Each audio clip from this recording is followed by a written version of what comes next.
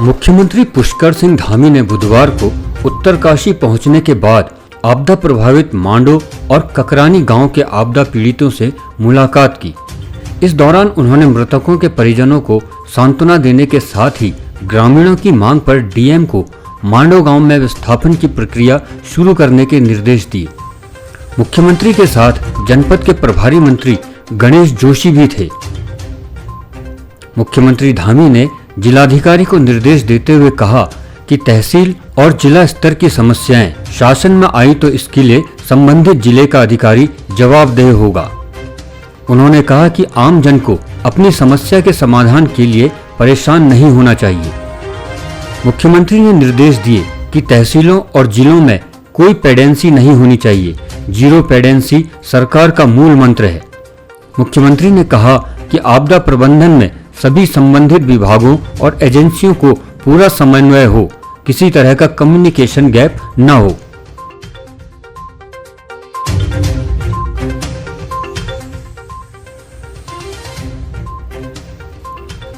उत्तराखंड के कुमाऊं मंडल में लगातार 3 दिनों से हो रही बारिश के कारण जगह जगह पहाड़ों से मलबा व बोल्डर गिरने से मार्ग बाधित हो गए हैं। चंपावत जिले के अमरूबैंड के पास भारी मलबा आने से टनकपुर चंपावत मार्ग पूरी तरह से बंद हो गया है। राष्ट्रीय राजमार्ग 9 पर चंपावत पिथौरागढ़ जाने वाली गाड़ियों की कतार में फंसे यात्रियों को भारी परेशानी का सामना करना पड़ रहा है।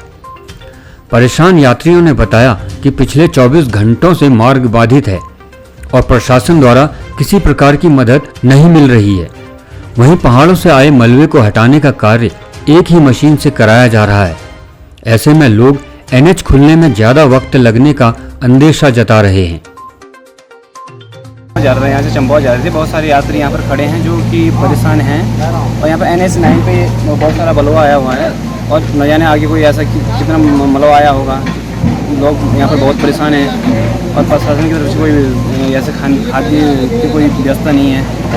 से निकले थे क्योंकि पहाड़ से पत्थर गिरे थे, पत्थर उठा के रोड क्लियर करके लेकिन अपनी गाड़ी के आगे से बरेली के और बरेली से वापस आए हैं।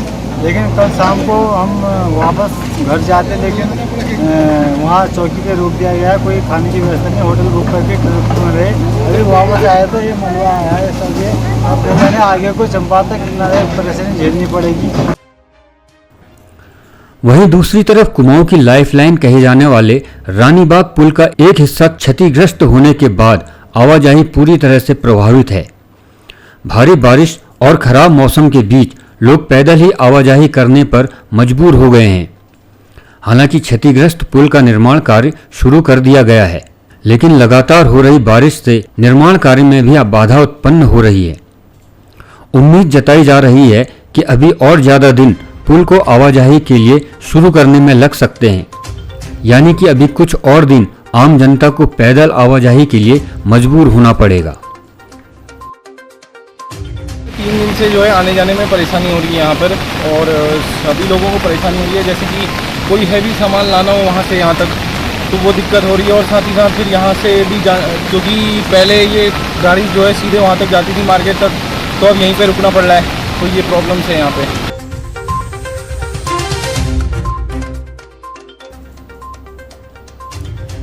उत्तराखंड में पुलिसकर्मियों के परिजनों का आंदोलन कार्यक्रम सोशल मीडिया पर खूब वायरल हो रहा है।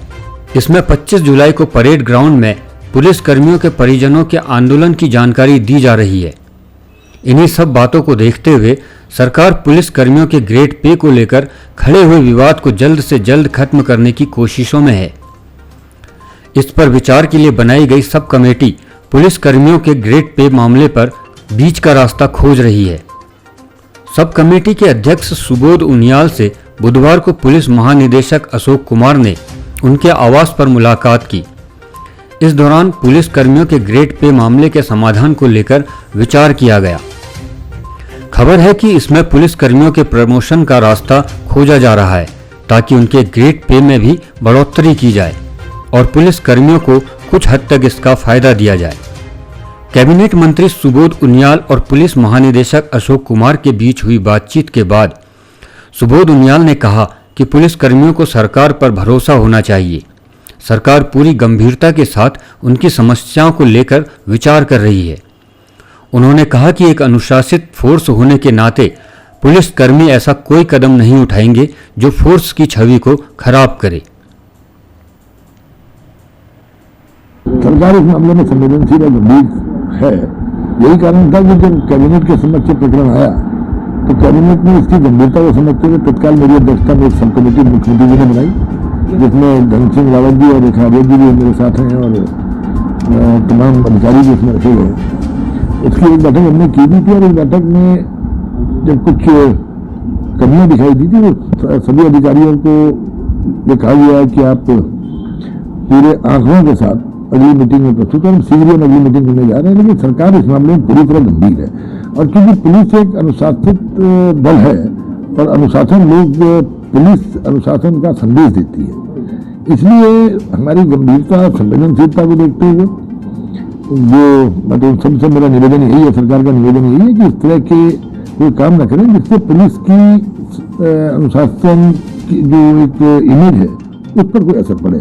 पुलिस महानिदेशक आए थे, वो भी स्वयं काफ़ी इस मामले में संवेदनशील हैं और उन्होंने भी उनके साथ काफ़ी देर तक मेरा चर्चा भी हुई है। और उसके अलावा जो इस मामले में निश्चित रूप से सरकार का जो मंशा है वो ये है कि इसकी संवेदनशीलता को देखते हुए गंभीरता के साथ इस पर हम लोग विचार कर रहे हैं। निश्चित रूप से इस समस्या का समाधान निकाला जाएगा। इस मामले पर पुलिस महानिदेशक अशोक कुमार ने भी पुलिसकर्मियों पर पूरा भरोसा जताते हुए उनके द्वारा कोई गलत कदम नहीं उठाने की बात कही। उधर पुलिस महानिदेशक ने कहा कि पुलिसकर्मियों के ग्रेड पे की समस्या को लेकर पूरी गंभीरता से चिंतन किया जा रहा है और जल्द से जल्द उनकी समस्या का समाधान कर लिया जाएगा। हमने अपने जवानों की ग्रेड पे की समस्या के संबंध में माननीय मंत्री जी से वार्ता की है। बहुत सकारात्मक बात है। उन्होंने आश्वासन दिया है कि इसका समाधान निकालेंगे जरूर। 23 तारीख को मीटिंग भी होनी है क्योंकि इस कमेटी की उसको डेट तो अभी फिक्स नहीं हुई है उसमें, परंतु जो है उन्होंने ये आश्वासन दिया है कि इस समस्या का समाधान। जवानों को क्या भरोसा दिलाएंगे, क्या उनकी मांग जो थी उस पर सकारात्मक चीजें हुई? बिल्कुल, मुझे पूरा भरोसा है कि कोई सकारात्मक रास्ता निकलेगा। आपको बता दें कि छठे वेतनमान के तहत 4,600 ग्रेड पे पाने वाले पुलिसकर्मियों का 7वां वेतनमान में ग्रेड पे घटाकर 2,800 किया गया है। इससे नाराज पुलिसकर्मी लगातार सरकार से 4,600 ग्रेड पे की मांग कर रहे हैं। हालांकि उनकी यह मांग पूरा होना थोड़ा मुश्किल दिख रहा है, लेकिन सरकार कुछ हद तक पुलिसकर्मियों के ग्रेड पे में हुए नुकसान को कम करने की कोशिश में विचार कर रही है।